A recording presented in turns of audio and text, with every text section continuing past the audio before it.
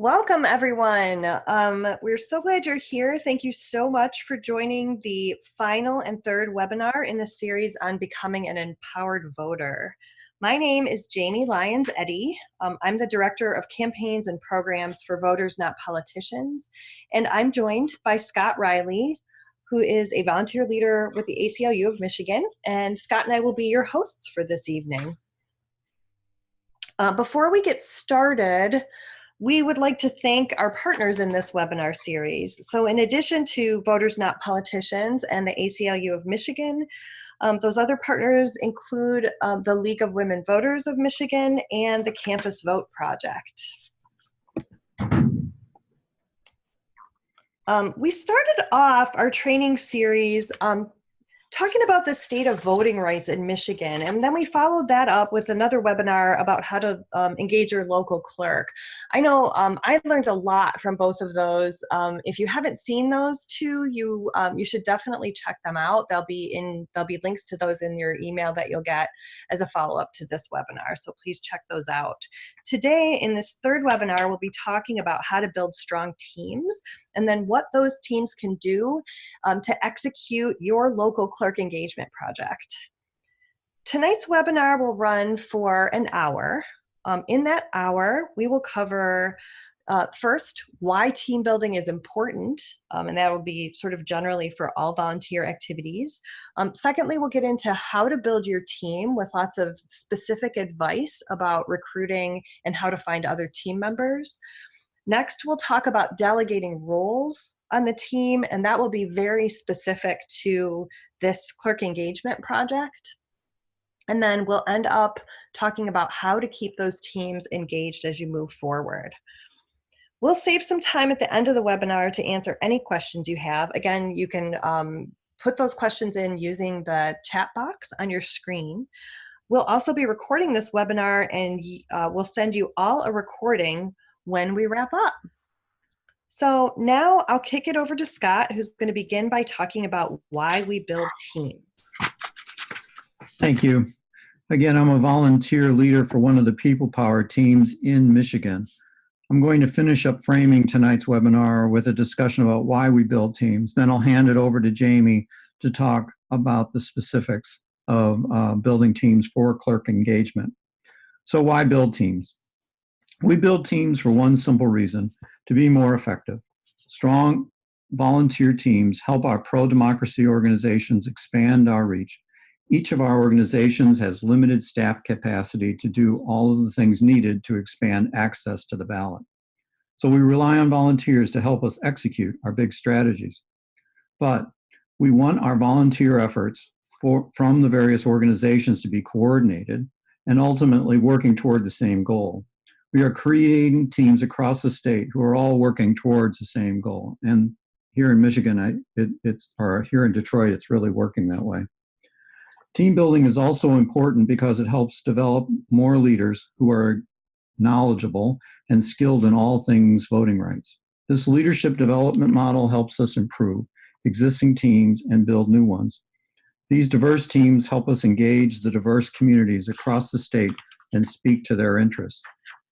One of the greatest examples of a strong team-led effort is the Voters Not Politician ballot effort just this last election. They had more than 150 teams throughout the state collect over 425,000 signatures over a 4-month period, 2 months less than the 6 months allowed. Their all-volunteer effort was successful and ultimately led to a huge victory in 2018 for gerrymandering. Now, I'm going to kick it over to Jamie to talk about how they built those strong teams. Thanks so much, Scott.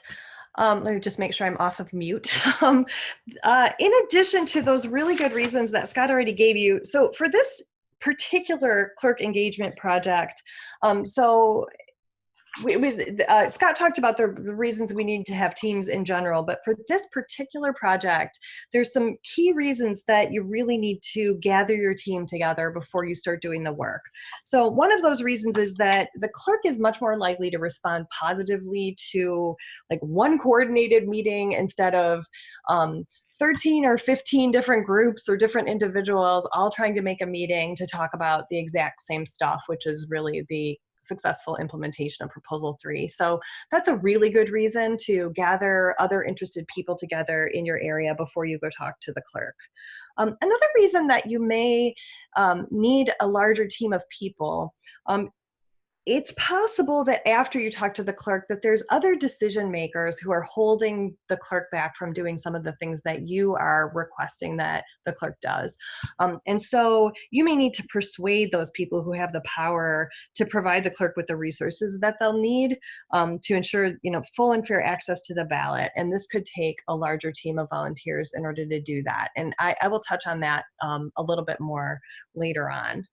The other reason that it's really important to create a team here is that your team will allow you to continue the work. There'll be more things to do later on. You may want to empower a team to go around and encourage people to absentee vote or get on the permanent AB list. You may want to do some public education because once the clerk makes more time available, that won't help unless people know that that's true. So once you get a team together, that team can continue to enhance and fight for voting access and help drive everybody to more voting access in the community. So your very first step is to find other people who would like to help. So if you or your colleagues are already connected to one of the current clerk engagement teams, they should be able to connect you with other areas leaders who are involved with the ACLU of Michigan. So like what you saw, the partners in this group, there will be leaders in People Power, which is part of ACLU, with the Michigan League of Women Voters. There'll be partners with the NAACP, local branches with Next Gen America, with Campus Vote Project, and of course with Voters Not Politicians. So the first thing you should do is see if that leader who's attached to the larger project can hook you up with those leaders in your area. If you're having trouble with that, if you're just having a lot of trouble finding those other people in your area, the best thing you can do is to send an email to votingrights@aclumich.org. So again, that email is voting rights, all one word, in case you're not looking at the screen. It's just voting rights, all lowercase, all one word, at aclumich.org.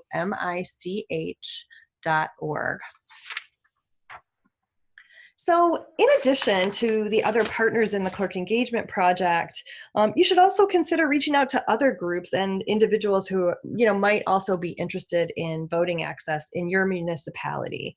So this could include, any kind of local clubs. It could certainly include faith organizations. Another really interesting thing to do is to try calling influential members of your community, business leaders or other people who are in influential positions, leaders of grassroots organizations or local elected officials. Those people could especially be helpful if you do need to move into sort of a persuasion phase to influence decision makers to get some stuff done in your municipality. As you start reaching out to people, you'll find that each contact can lead to a few more. So it's important to kind of get that ball rolling and reach out to talk to people.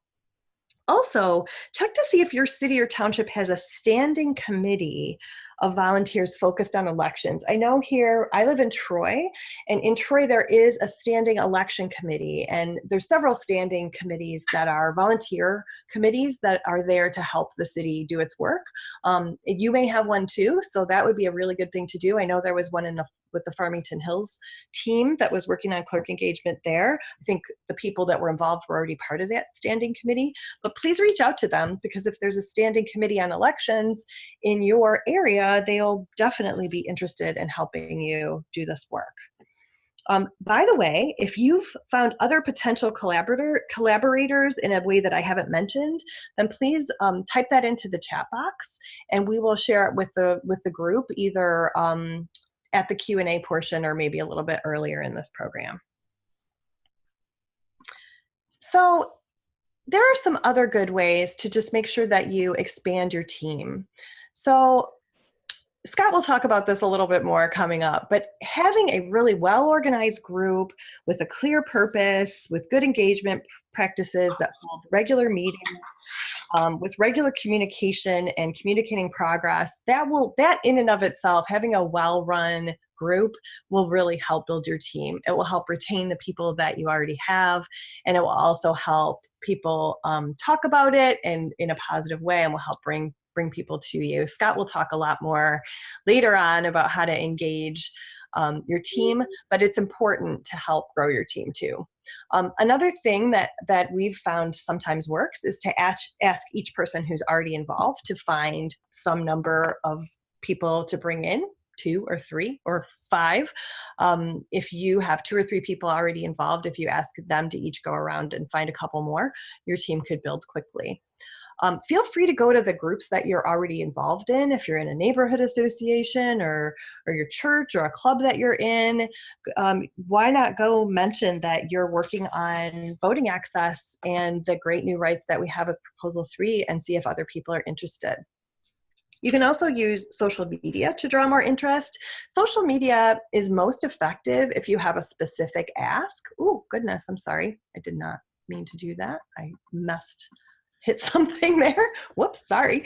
So there's social media is especially effective if you have a specific ask. So for example, if you have an in-person meeting coming up this Saturday, it's a great way, you could post something on Facebook and say, hey, is anybody else in the community interested in voting access in our community? If so, why don't you meet us at the Big B Coffee Saturday at 1 o'clock. You can also, use Twitter or Instagram or email or whatever tools that you happen to use. And last but not least, look close to home. Your own friends and family may end up being the best place to start in building your team. Some recruiting tips that we've learned from Voters Not Politicians. Recruiting really works best either in person or over the phone. Emails are just too easy to ignore or to put off until later. How many times have you received an email and thought, okay, that looks interesting. I'll think about that a little bit more later. Or maybe you think, I'm not sure about that. I think I have some questions. And then you just close the email and maybe never return to it again.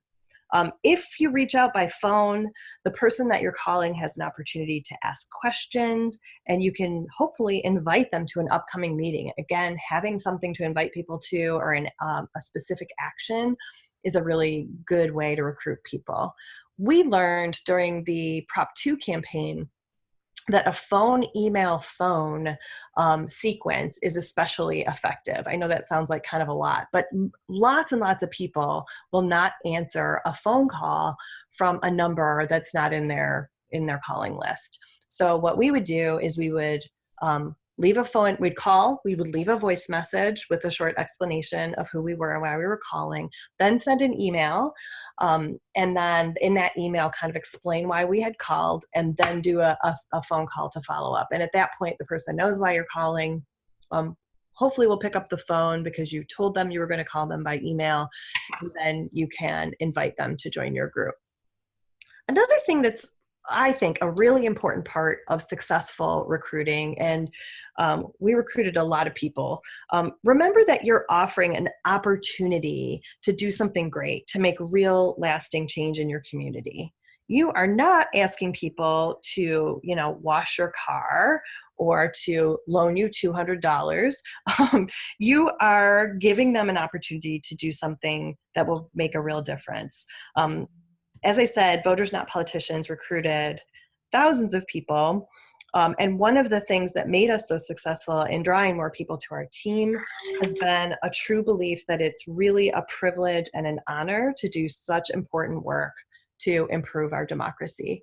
So that attitude is really helpful when you're recruiting volunteers.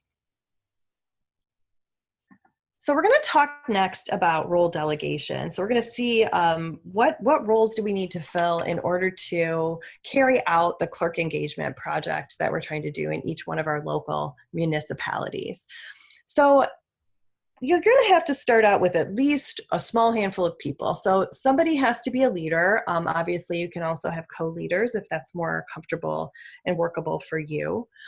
You're going to need clerk liaisons. That would be somebody who's going to go talk to the clerk. You don't want to take a whole crowd of people in to talk to the clerk. So a good number there would be 1 to 4 people. We'll talk in a minute about what that job should look like.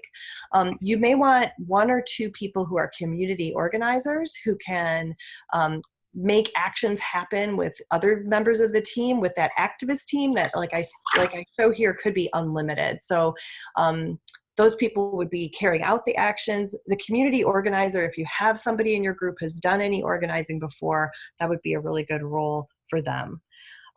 So over time, you want to make it your goal to grow your team to include more and more members.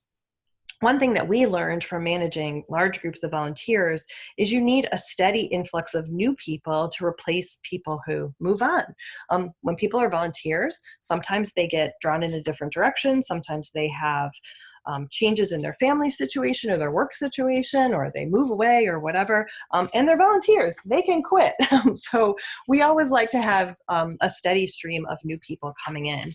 It's also very possible that there's some people on your team who will play more than one of these roles, and especially as you move forward and your team evolves a little bit. So to talk a little more in depth about some of these roles, your team leader, their basic function, their basic job responsibilities would be to keep a list of team members, obviously with their contact information. That team leader would be expected to conduct regular meetings. Because you're in one, you should all be in a local municipality. Those meetings should probably be conducted in person, although you could occasionally do a phone meeting if necessary. The team leader would be responsible for bringing new people onto the team, although certainly is not the only person who can do that.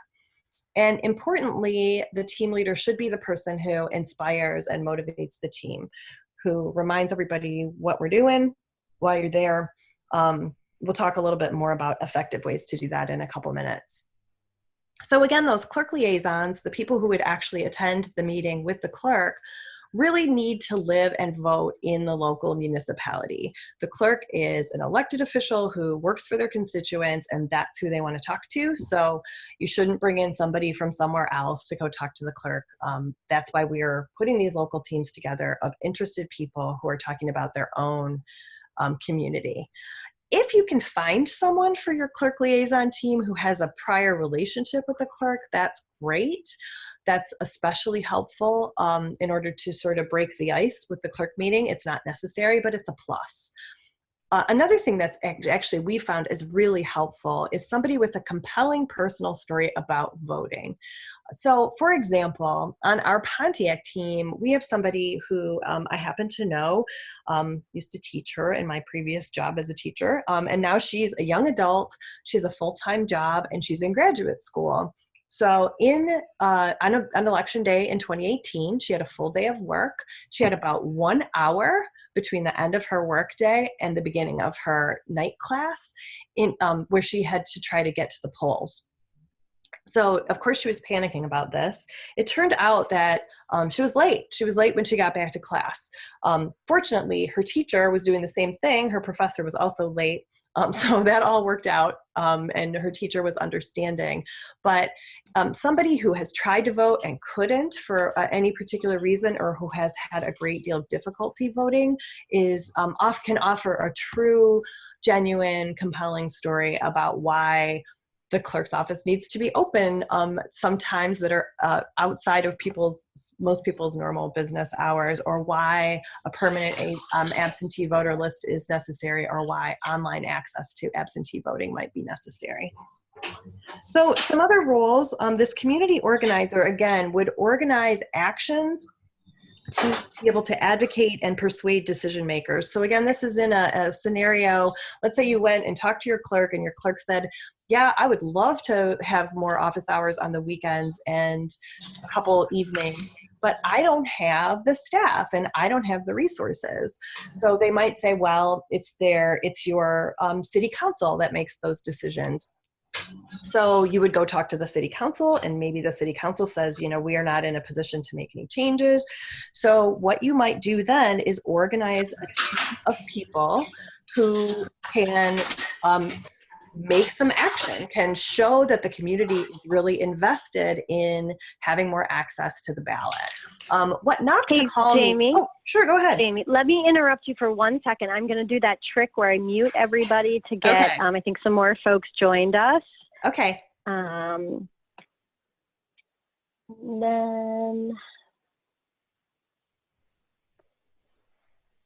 okay, Jamie, I think you can go again. Okay. Can you hear me? I can hear you. Great, thank you. So one of the ways you can actually help organize your community in order to send a message is something called knock to call. So I think most of you on the phone have heard of canvassing, where you knock doors, maybe to talk to somebody about who they should vote for. This would be knocking doors to get them to make a phone call. So you might print up a little flyer, and you could go knock on doors in the community and say, hey, do you think that the clerk's office should be open a couple of weekends before election day? And they'd say, yeah, I do. And you could say, call this number and let, maybe it's the city council, the mayor, whoever it is that's making that decision, let them know that this is important to you. This can be extremely powerful because if the organizer, if whoever's the decision maker is, if the decision maker gets 30 calls or 20 calls or 50 calls, suddenly they really start paying attention and have to respond to the demands of their community. Another thing that you can do in your team and that the community organizer can help you do is to organize a public meeting. You could call for as many people as you can to come out in front of the city council building or in front of the steps of the library or whatever it is, and organize a group of people to maybe have some signs or whatever. You might call the local media. You'd have a couple people ready to speak and talk about how important it is to take full advantage of Proposal 3, which passed last year with overwhelming support in 80 of 83 counties, and that this is something that the constituents of this community really need. These are very, very powerful techniques. We've used them, and Voters Not Politicians, and you can have more influence than you think you might be able to. So again, this activist team, as many people as you can, would actually participate in those actions, whether it was knock to call or maybe gathering at a public meeting or some other technique that you might think of. Then that same group, the activist team, could go on to do public education. They might be able to go around and set up booths or tables at certain places and talk about everybody's new voting rights. If the clerk does have extended hours to take advantage of no reason absentee voting, you can let people know about that. So that team can continue to work and maybe go door to door and encourage people to absentee vote, whatever it is, to make sure that there's the most participation in democracy as possible, full participation if possible. There's a few extra roles that you could consider adding. You could have somebody who's a recording secretary, who's a meeting organizer, or a recruiter. These things can be really helpful. If you're a team leader and you're feeling like there's more to do than you can do, you can recruit somebody to do those things. You can recruit somebody to set up your meetings for you, to bring snacks to the meetings, to help you recruit people, whatever. But make sure you've got the key roles filled before you move on to those kind of roles. And also, if somebody's your snack person, you might want to check and make sure they're also be willing to do something else, like maybe be on your clerk liaison team or your activist team. So I want to go back and emphasize the team leader's role. The team leader really needs to organize, they need to facilitate, they need to recruit, and they need to motivate. If you as a team leader are excited about full participation in democracy, that can be really, really contagious. If the leader of any group is organized, if they hold, predictable meetings that are well run, if they take the project seriously, then that really sets a tone and the entire team will follow suit. On the other hand, if a team leader isn't organized, if they cancel meetings, if they don't follow up when they say they're going to, or if they lack enthusiasm, that also sets a tone, and you'll find that your team may also respond accordingly. Another thing that's really important is allowing team members to participate in decision making. If your team members have ownership and they feel like they're really part of the process, that's really important to making progress in any volunteer effort. So you just, rather than just telling everybody, here's what we're going to say when we go to the clerk's office, you can have a meeting and say, what do you guys think should happen here? And then what happens if they say this? What happens if they say that? Bring everybody into that decision-making process. It's always important to build some discipline into your processes. It is volunteer work, but in many ways, this kind of work is even more serious than other kinds of work, than paid jobs even, because the outcomes are so crucial, so important, and so central to the lives of the people in your community. So having some discipline is important. One of the reasons that Voters Not Politicians, I think, was able to accomplish so much with volunteers is we took our goals really seriously. And we always supported each other, absolutely, but we also expected a lot from each other. We knew that we had to show up. We had to be there for the conference call. We had to write that report. We had to go to the meeting because we were all working together toward a common goal of making our democracy work better. I was at an event last weekend, just on the topic of motivation and how to keep people engaged and fired up about doing this work. I was at an event last weekend where I heard Sharon Delente, who's behind the scenes. You just heard her voice a few minutes ago. She's the ACLU voting rights strategist, and she was the host of last week's webinar. I heard her say something along these lines: until we have full participation in our democracy, we always have more work to do. So if you have a community that has 90% voter turnout, then we have work to do to get access to the ballot for that other 10%. We always have more work to do until we have full participation in our democracy. And as everybody on this call knows, we are a long way from that in most communities. So that's a good way to help keep everybody motivated. So with that, I will turn it back over to Scott, who's going to give you some specific advice about how to keep your team engaged. Thanks, Jamie. Before I address how to keep the teams engaged, let me remind you to type your questions into the chat box. I see there's several people have done that already. We will have a question and answer period coming up, so let us know what questions you have. So now this is after you've got a strong team, or you've got a team at all. It's important to make sure that you're keeping your volunteers engaged and focused. Continued team engagement helps your volunteers see how their efforts contribute to that bigger effort that Jamie was just talking about. There are a lot of ways to keep your team engaged, but all of them require continued communication. Communication is that glue that bonds the people together. I recommend that you develop a regular communication schedule with your team. Whether that is a weekly, bi-weekly, or monthly, this communication should be consistent and expected from your team. It's important to have the regular opportunities for team members to convene in person. These face-to-face meetings are the key to your continued success. Successful meetings have been studied ad nauseum. There are no real secrets here, just awareness and preparation. I've been able to keep my team to get engaged over the past 2 years with two major techniques. The first thing I do is run an effective and time-efficient meeting. The second major attribute is that we stay focused on our strategy and we get things done. The progress made in the meetings and actions taken are all communicated to the entire group, my whole distribution list, in other words, through a regular stream of emails. From the beginning, I set up a schedule of our meetings. People knew that every second Saturday of the month at 3 o'clock, we would meet for 90 minutes. This known schedule drives the pace of the work. People knew they would be asked about their progress at each meeting. They could schedule around the date if they intended to participate. It also keeps me from getting lazy and tell myself, well, I'll get to it later and then I'll call the meeting. I start my meetings on time. I know I go to some trouble to arrive at appointments on time. I appreciate it when people I am meeting with recognize the effort by starting on time.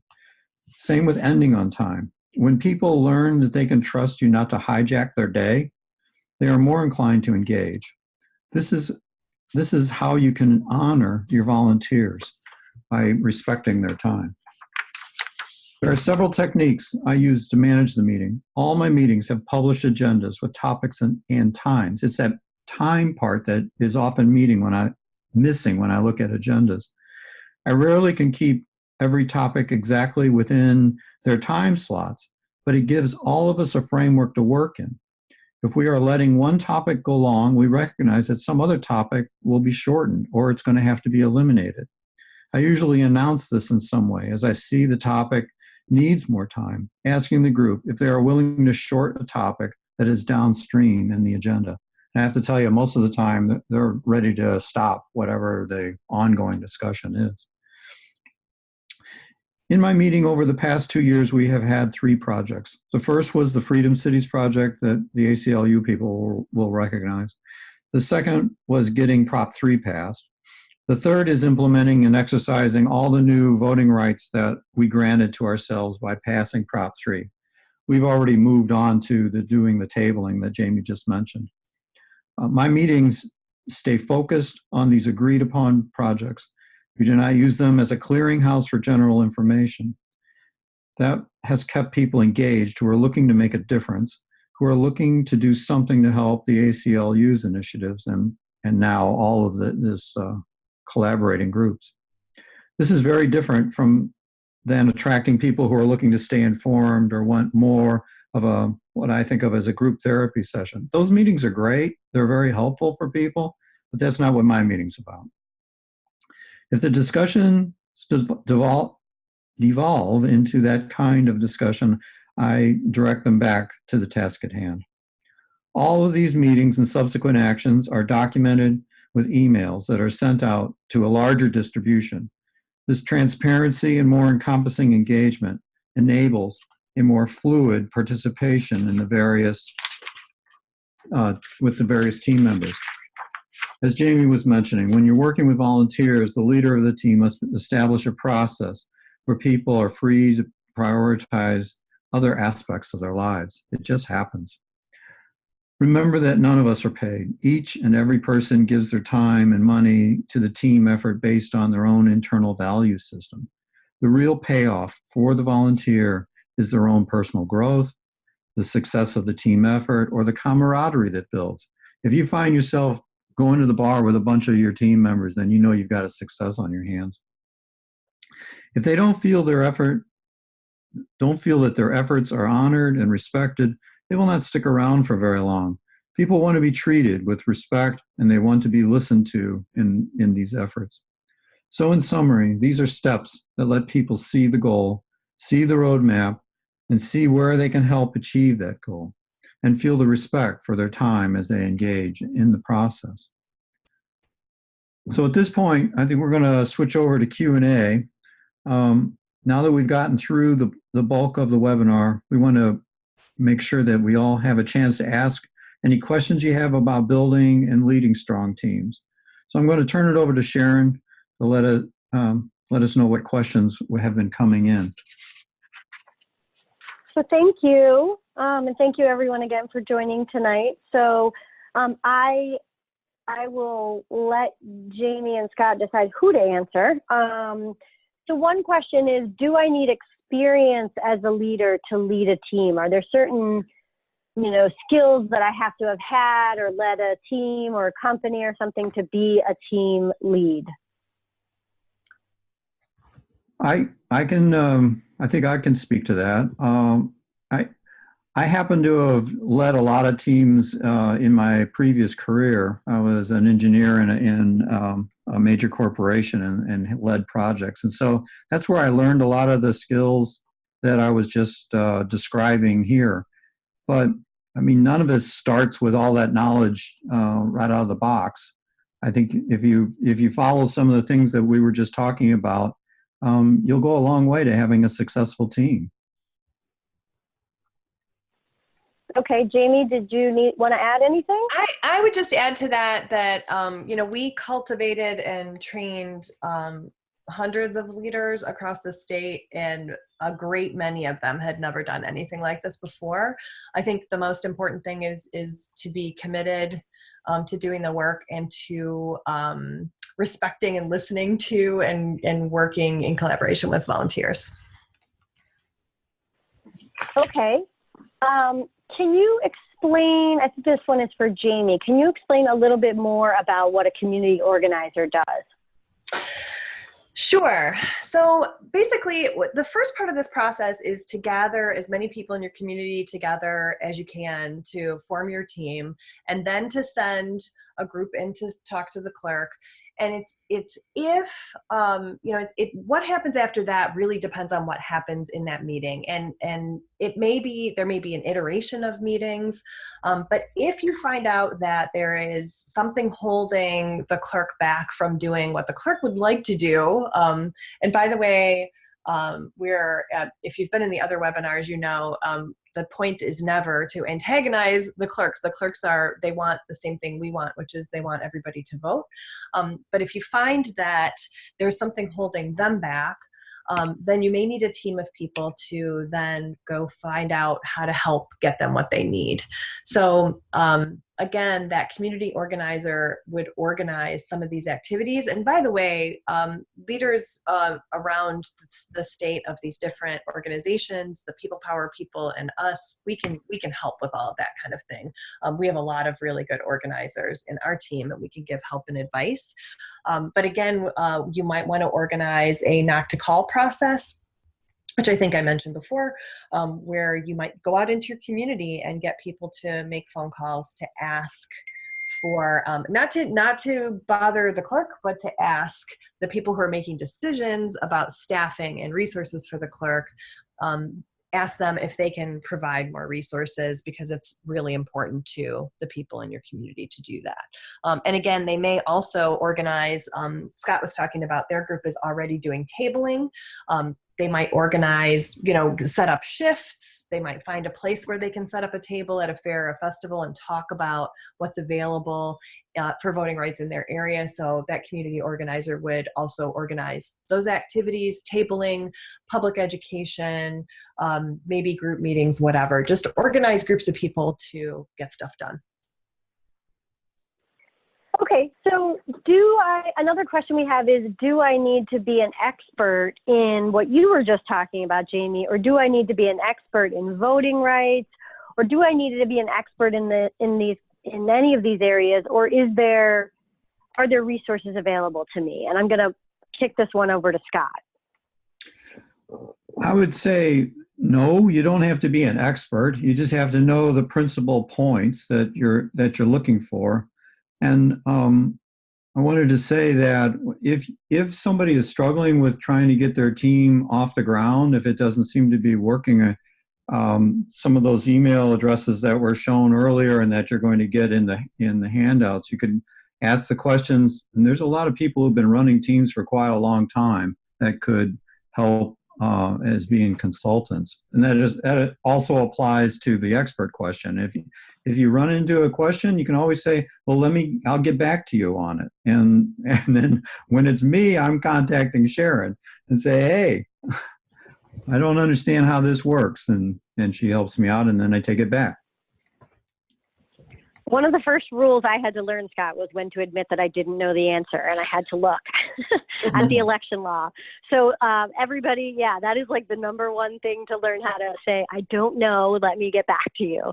And I'll just put a plug in here. I know we're going to talk about it a little later, but for folks who are doing clerk engagement and interested in engaging their clerk, and they have questions about any of these, I need more information about voting rights, or I need more information about community organizing, we're going to create calls for like a community, to create a community around folks who are doing this work, who can share practices, share advice, share suggestions and stuff. So, okay, let's. Can I just ask a quick go ahead, question, Jamie. Sharon? There's also your clerk engagement toolkit, right? Your ACLU publication. Is that going out? Are we sending that out with the webinar follow-ups? You know what? I can. It's also on Yeah. our website. So I'll Right. make sure in the follow-up communication that folks know where that is. And Jamie's right. We started this work by doing a clerk engagement toolkit that sort of laid out the why, the what, and so it's kind of like a quick, it's like a quick written version of these webinars. So I will make sure that folks have that. It's That's a really actually, good suggestion. I just want to make a plug for it. It's really good, actually. It's got a very good, it lays out a lot of what you need to do the work. So I would recommend if you haven't read that, please, you should go check it out. And Okay. let me add to that. I've been trying to think of an example, and I can't draw one up real quick, but I have several times been really pleased and happy to have the ACLU backing on whatever I'm doing. It's on questions like what I'm thinking about is the questions on voting law, where I've got some of the people that are best in the state on knowing what that law is. Sharon being one, another one is Erica Parisman. There's other folks, and it's a deep backfield that you can lean on in doing this work. Well, thank you for those nice words, Scott. I would try to help. Another question we have is, why will a clerk take a meeting with me? I mean, what's their motivation? And this is a little bit, I guess, maybe going back to some of the earlier webinars, but I know, Scott, that you've formed a close relationship. So maybe you could speak to that. Yeah. You know, what's the motivation and what are you learning from your engagement with your clerk? Yeah, I'd love to take that one on. I live in Southfield, and we have a fairly new clerk, and she's happens to be one of the elected clerks, and her name is Sharikia Hawkins. This woman is passionate about voting, and she is doing everything that she knows how to get people engaged, to inform them. And I've gone out with her to tabling events with some of my other people on my team. So we now are helping her do her job, and she is, if there is anything that she can possibly do to get voting to happen, she's going to do it. So in my particular case, in that particular city, it isn't a push other than, if the resources are there or not, and if she can see a way to get them, or if she can see a way to have us help her get them, then that'll happen too. So forming those relationships with your city clerk, and in my case too, I've got a relationship with the mayor, so we can talk to him at any time about making things happen. So trying to get those, as my wife likes to say, making a friend before you need a friend, going to the city council meetings and knowing all the characters that are there is really helpful also, and helps you build that relationship with the clerk.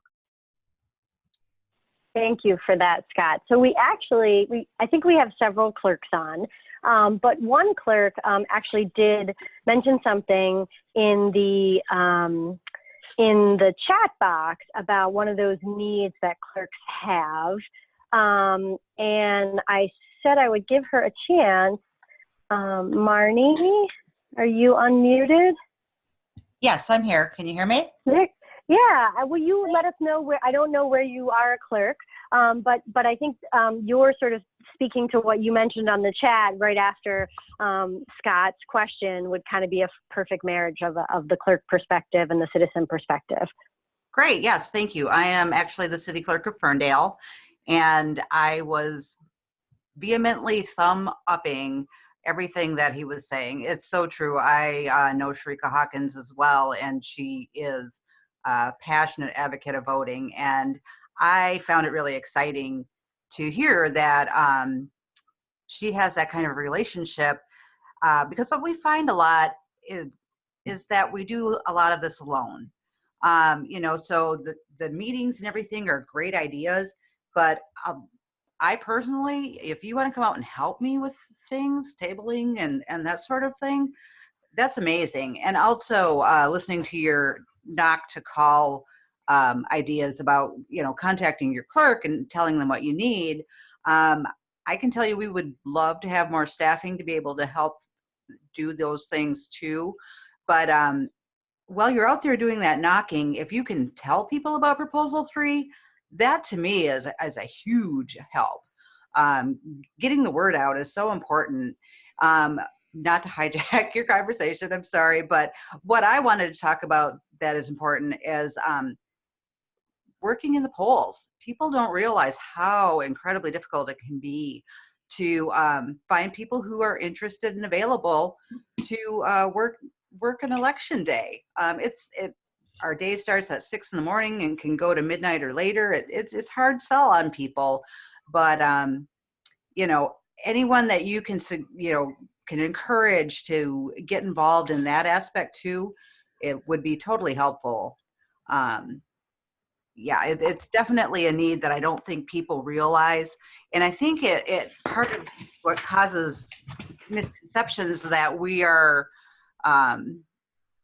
not engaged or that we're trying to delay the voting process is we just often don't have enough people to adequately staff precincts. So that was kind of what I was hoping to get a pitch out there to, encourage people to get out there and help us on election day. Thank you, Marnie. Oh, go ahead, Scott. I can tell you that some of the people in my team are now signing up for being poll workers. Jim Johnson, in particular, if he's on the line, he's going to be in Redford. That's great. Yeah.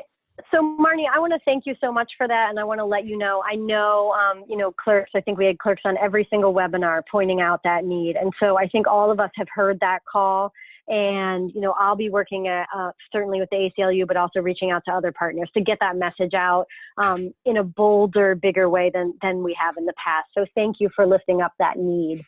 We want to help you. We want to work collaboratively with the clerks to solve those problems. Absolutely. So thank you. Okay, so I'm going to do one more question. Let's see. Do you have any suggestions, either Jamie or Scott, for like that first meeting of your team, like key agenda items or, ice break, anything that you think like when you're starting out, make sure to have these kinds of things in your first agenda beyond just, on time, respecting people or whatever? Is there any particular tips you would have for that first meeting? Bring candy. No, seriously. I mean, I've heard that that's something I left off. It just occurred to me that I've heard from experienced people who say having something there for people to pick up or a bottle of water is real important.